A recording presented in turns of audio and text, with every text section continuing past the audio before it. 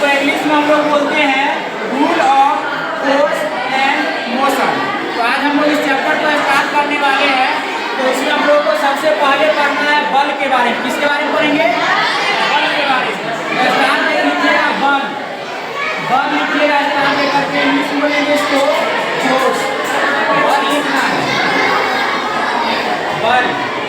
ध्यान दीजिएगा, तो बल जो होता है, जैसे मान लीजिए अगर हम लोग कोई वस्तु है, ठीक ना, उसको अगर हम लोग बल लगाते हैं तो क्या होता है, इसका गति में परिवर्तन हो जाता है।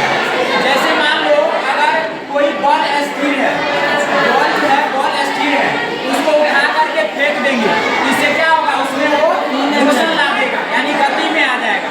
तो बल के बारे में लिखिएगा आगे देख करके, बल वह कारक है, बल वह कारक है, बल वह कारक है, बल वह कारक है जो किसी, बल वह कारक है जो किसी वस्तु की, जो किसी वस्तु को,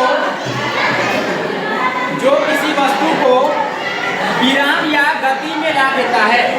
बल वह कारक है जो किसी वस्तु को, बल वह कारक है जो किसी वस्तु को विराम या गति में ला देता है, विराम या गति में ला देता है, विराम या गति में ला देता है। बल वह कारक है जो किसी वस्तु को विराम या गति में ला देता है। यहाँ तक कोई दिक्कत नहीं है। चलिए आगे ध्यान दीजिएगा, बल का फॉर्मूला क्या होता है, मालूम है? बल का फॉर्मूला होता है द्रव्यमान गुना त्वरण, द्रव्यमान गुना त्वरण। तो याद कीजिए, आप लोग को बेसिक में हम लोग बता चुके हैं, द्रव्यमान का ऐसा मात्रा क्या होता है, केजी होता है, किलोग्राम, गुना त्वरण का ऐसा मात्रा क्या होता है, मीटर प्रति सेकेंड स्क्वायर। तो इसको बोलेंगे केजी मीटर प्रति सेकेंड स्क्वायर, और इसी को बोला जाता है न्यूटन।